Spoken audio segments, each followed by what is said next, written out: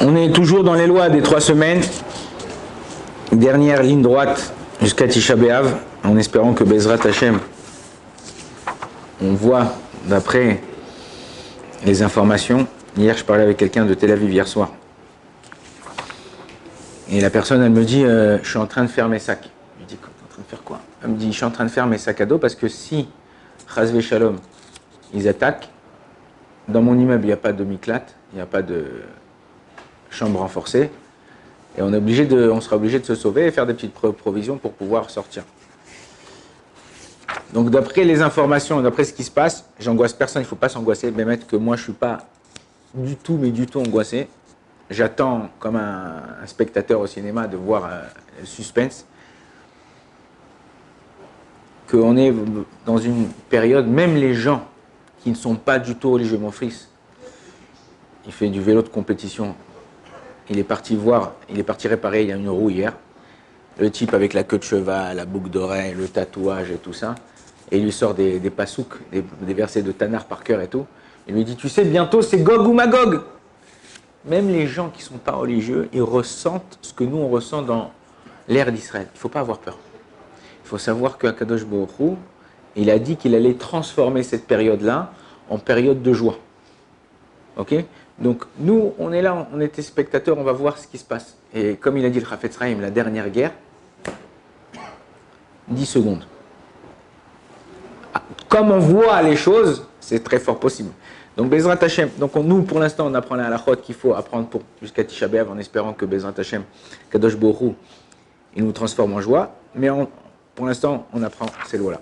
Il y a beaucoup de gens qui nous appellent par rapport à manger de la viande et boire du vin à partir de Rosh Chodesh Av.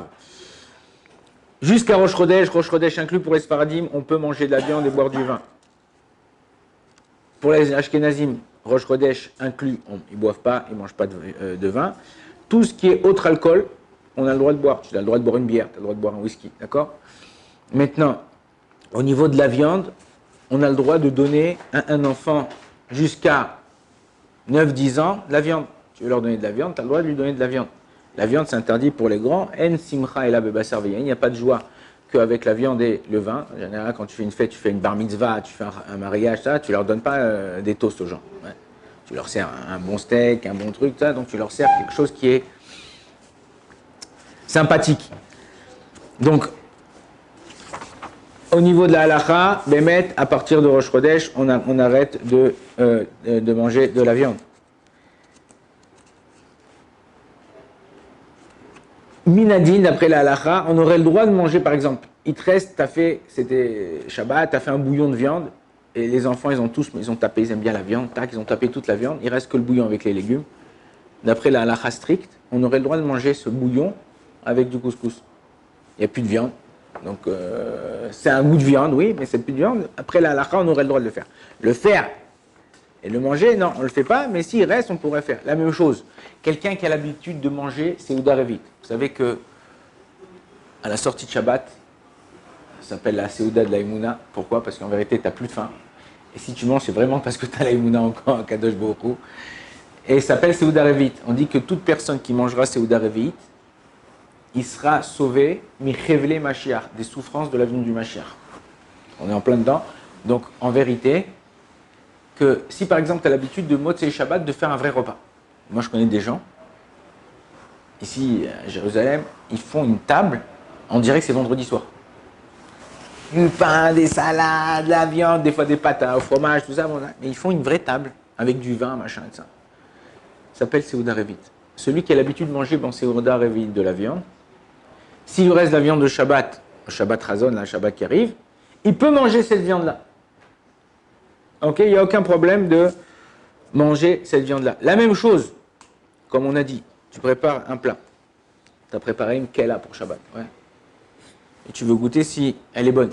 Tu veux goûter s'il ne manque pas de sel, s'il ne manque pas d'épices. Et tu prends comme ça. Et tu goûtes. Tu as le droit de goûter. Ah, c'est vendredi, Shabbat n'est pas encore entré. On est dans les 9 jours de Tisha B'Av. Je n'ai pas le droit de manger de viande. Si c'est pour goûter, ça veut dire comme ça. C'est pas goûter, tu te fais un petit plat comme ça et tu commences à taper. Si c'est juste pour goûter le goût, tu as le droit. Autre halakha qui est importante aussi.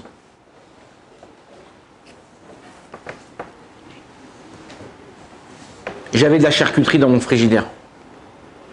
J'avais, je sais pas, on a fait, hier c'était Rosh Chodesh, on a fait à Alaïch. On a fait un barbecue. Ok. Il reste de la viande. Je sors un morceau de merguez ou un morceau de charcuterie. Je fais Baruch Ata Hashem Elokeinu melech haolam she'akol nהיה bidvaro. Dès que je termine ma bracha, au milieu de ma bracha, on va dire, quand j'ai presque terminé ma bracha, je me rappelle qu'on est dans les 9 jours et qu'on n'a pas le droit de manger de viande. Je pourrais croquer un morceau de viande et l'avaler, ou un morceau de charcuterie et l'avaler. Pourquoi? Parce que là, la bracha levatala, c'est d'oraïta. Ça demande de ne pas manger de viande, c'est un minag. En plus de ça, c'est pas parce que tu as croqué une bouchée que tu vas te faire un kiff. Quand c'est qu'on se fait un kiff avec la viande, quand on te sert un bon repas, on te sert un bon truc, mais pas quand tu prends des... D'ailleurs, chez les Thémanim, okay, les gens du Yémen, les juifs du Yémen, ils mangent de la viande tous les 9 jours, sauf Seuda Mafseket.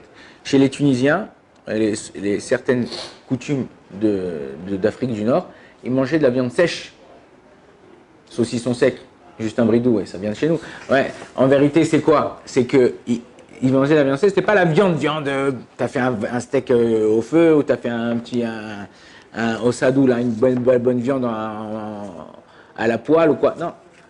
Il dit la viande, il dit que toute la xéra, elle n'était pas sur son. Aujourd'hui, en général, on habite en Israël, la coutume, c'est de ne pas manger du tout de viande ni sèche, ni fraîche, ni quoi que ce soit. Donc, on ne mange pas de viande du tout pendant ces 9 jours. Mais si j'ai fait la bracha, ouais, alors je pourrais. En ce qui concerne le Shabbat, tout le monde pose la question. Ça, c'est important. Retenez bien Sfaradim et Ashkenazim. On arrive Motzei Shabbat. Donc, ça sera Motzei Shabbat. On aura dimanche, lundi soir, début de Tisha B'Av, mardi Tisha B'Av.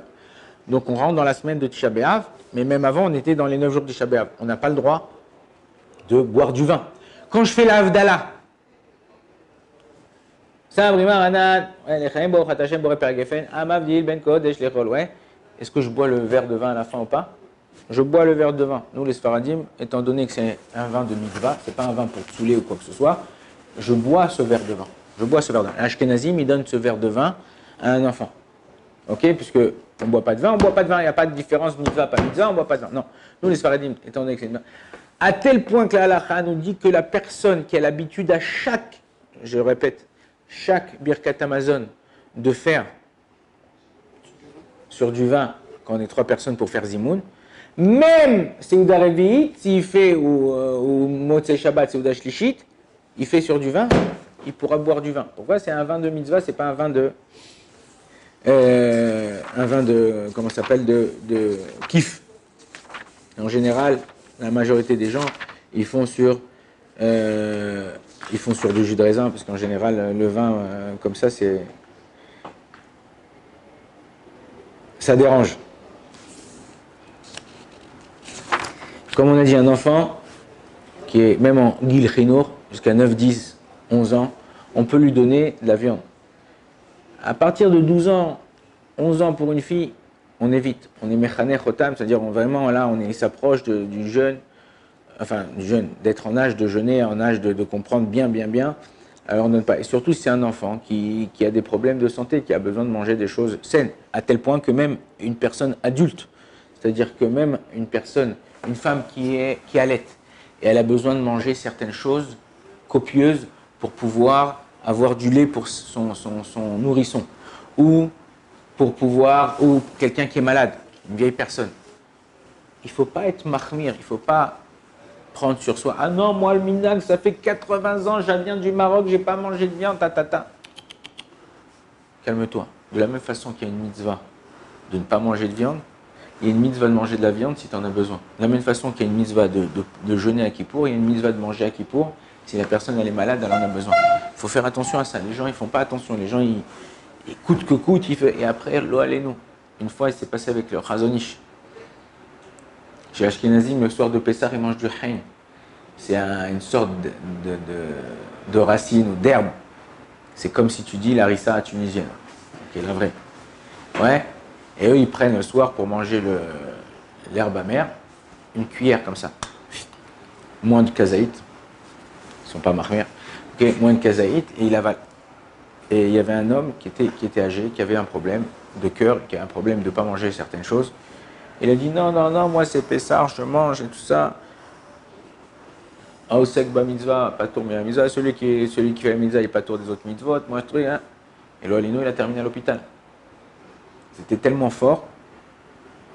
Comment ça s'appelle? Du réfort en français, je crois que ça s'appelle du réfort. C'est tellement fort que ça l'a très réforté. Ça l'a conforté. Non, c'est-à-dire qu'il faut faire attention. Il y a des fois des choses que tu n'as pas le droit de manger. Il y a des choses que tu es obligé de manger. Et quand tu manges, chaque bouchée que tu manges, c'est une mitzvah pour toi. Donc il y a des gens, des fois, il y a une personne qui m'appelle chaque année. Elle a des problèmes de santé graves. Ouais, encore cette année, je ne vais pas pouvoir faire le jeûne. Et je dis, mais votre mitzvah, c'est de manger, madame. Votre mitzvah, c'est de manger. Si vous ne mangez pas, vous terminez à l'hôpital. Donc votre mitzvah, vous, c'est de manger. Je ne voulais pas qu'on échange. Mais des fois, tu peux. Je ne comprends pas. Chazvé Shalom, j'espère que tout le temps en bonne santé jusqu'à 120 ans pour tout le monde. Mais c'est important de savoir c'est quoi la halacha et comment on doit se comporter. N'attendez pas la dernière minute. Je vous le dis et je répète. C'est important que faire passer le message avant le jeûne. De savoir qu'il y a beaucoup de questions au niveau de Tisha B'Av. Avec Torah Box, question Rav, on reçoit toutes les minutes, si ce n'est pas plus. N'attendez pas la dernière minute. Appelez 2-3 jours avant le jeûne. Vous savez que vous prenez des médicaments. Vous savez que vous prenez un antibiotique. Vous savez que vous avez une certaine maladie. Qu'est-ce que vous voulez que le Rav? Le Rav, ce n'est pas un médecin. Le Rav, ce n'est pas un pédiatre. Le Rav, c'est pas... Il doit connaître la halacha. Il doit savoir ce que la médecine a dit. Mais n'attendez pas d'avoir de la dernière minute pour régler vos problèmes. Appelez avant. Un conseil que je donne aux femmes enceintes, un conseil que je donne aux gens qui sont malades, et un conseil que je donne aux gens qui sont en bonne santé.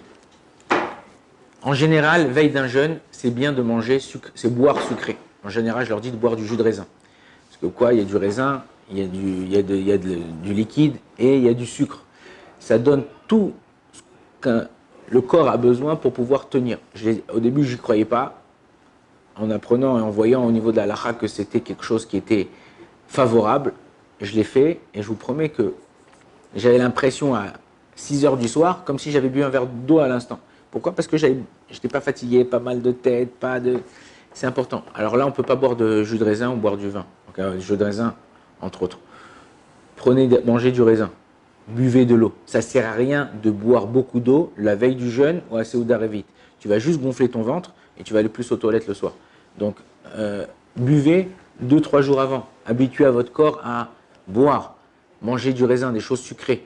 Que le corps il garde ces choses-là pour pouvoir vous permettre de jeûner d'une façon qui est plus facile. Sinon, vous allez galérer. Vous allez galérer, c'est dur, on a mal à la tête, ça et tout. Voilà, ma femme elle a mal à la tête, ma femme, truc, moi je suis là, truc, je peux pas. Pourquoi tu appelles au jeûne à 4 heures de l'après-midi quand tout va exploser? Appelle avant, sache, c'est pas la première fois, tu as 35 ans. Ça fait 22 ans que tu jeûnes, 25 ans que tu jeûnes. Ouais. Tu sais comment tu réagis, tu sais, ça c'est pas. Il n'y a pas un jeûne dans l'année. On en a 4 ou 5. Ok, donc on sait. Vaut mieux prévenir que guérir, c'est ça? C'est le cas de le dire. Seudot mitzvah. Bezrat Hashem, demain on commencera par ça. On parlera il y a certaines seudot comme Brit Mila, Siyum HaSechet, Pidyon Haben, certaines seudot, certains repas qui sont appelés des seudot mitzvah. On verra Bezrat Hashem ce qu'on a le droit et ce qu'on n'a pas le droit de faire dans ces seudot. On verra qu'il y a des choses étonnantes qu'on peut faire pendant cette période-là. Bezrat Hashem. Baruch Adonai l'olam, amen, amen.